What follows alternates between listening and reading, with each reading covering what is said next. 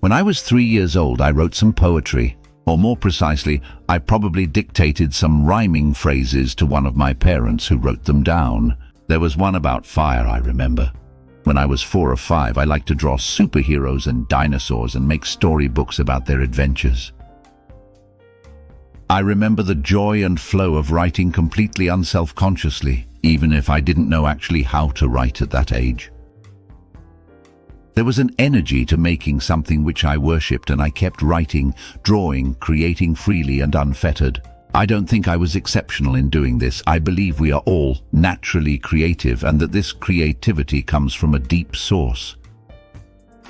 When I ask the pupils at the primary school where I work what their favorite subject is, art comes high up on the list for many. Perhaps some people aren't praised for creating or learn ways that end up masking their natural creativity, but I believe that creativity is part of what makes us human and most alive.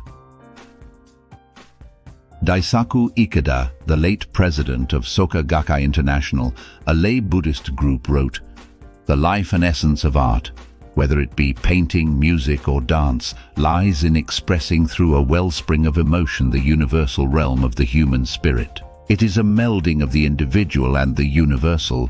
That is why great art reaches out beyond ethnic and national barriers to move people all over the world. In moving our hearts through creating, we can move others' hearts and, as Ikeda points out, this transcends all categorization and barriers between peoples.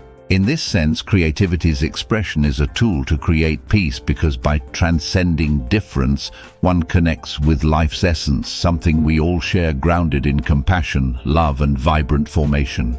Fast forward a few years and I was a sullen and angst-ridden teenager, burdened and tormented by my inner turmoil and external persecutors in school.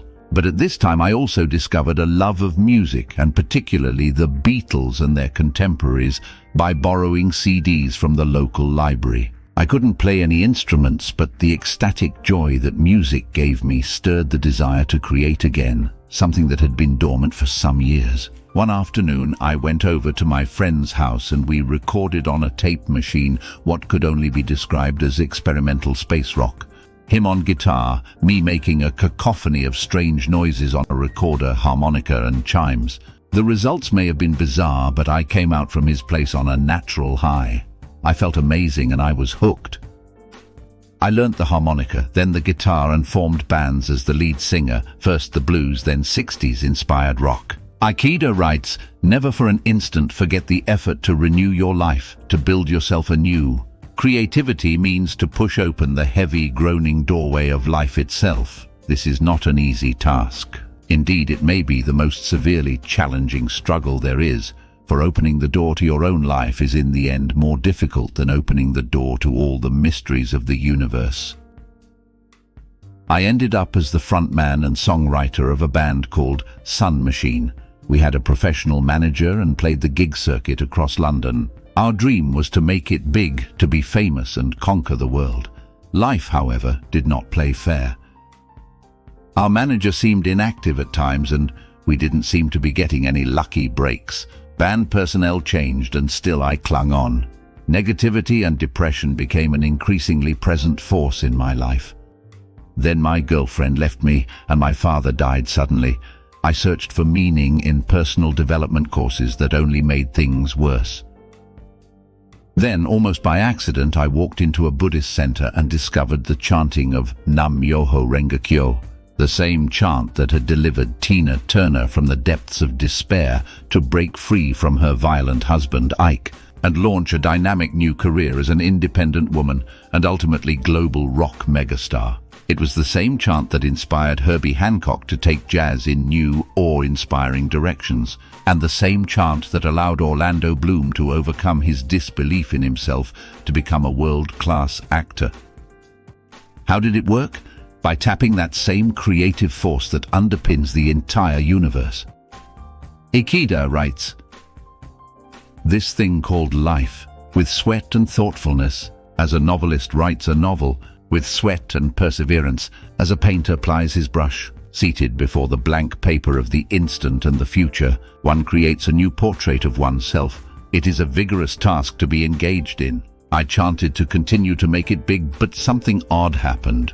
Whilst I chanted, a voice inside me said, "Split the band, split the band." I listened and did precisely that. And in the very same week, my keyboard player bought an array of recording technology and set up his own in-house studio. We reformed as a duo and recorded 5 albums together. We never made it big, but we achieved what I really wished for deep down, the creation of something beautiful. One time, after chanting a few minutes, I wrote an entire half of an album in one sitting, all the music, the lyrics together and complete. Where did that come from? Was it God-given? It certainly seemed to come through me, and in a sense I believe I was a vessel for the one great whole universal creativity. Perhaps we are not ultimately the author. We are the conduit for an expression of something greater, which is still as much part of us as anyone else. When my first daughter was born, I stopped writing songs. The urge was just not there anymore. It was as if I had fulfilled that part of me. Nurturing new life in my children seemed to become my next creative project. And then, when they were older, the creative force took me on a new adventure back to where I began aged 4. I wrote a book. The Evolving Buddha reconnected me to that force, and it was in the writing primarily again that I found true joy. Far more than anything before, this creation, however, has reached across the world. It is enormously gratifying to hear how the book has empowered others in their seeking spirit, and I have forged friendships thanks to its publication across the globe in America, Italy, France, and Japan. And finally, my creative journey has taken one more new, unexpected turn.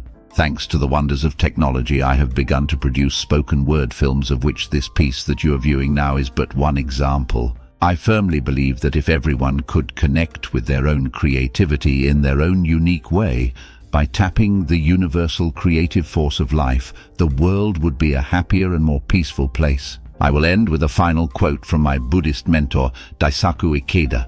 "The institutions of human society treat us as parts of a machine. They assign us ranks and place considerable pressure upon us to fulfill defined roles. We need something to help us restore our lost and distorted humanity. Each of us has feelings that have been suppressed and have built up inside. There is a voiceless cry resting in the depths of our souls, waiting for expression. Art gives the soul's feelings voice and form.